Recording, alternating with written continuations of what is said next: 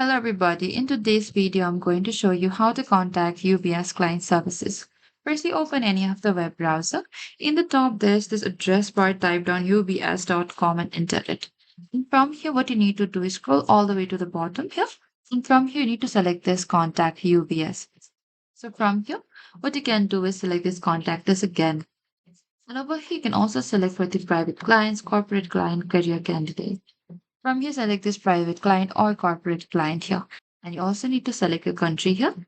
And from here, scroll a bit down again and select this global contacts. So from here, scroll a bit down here.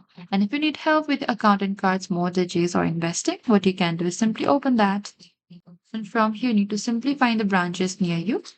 Search by the city, and you can simply find the branches here as well.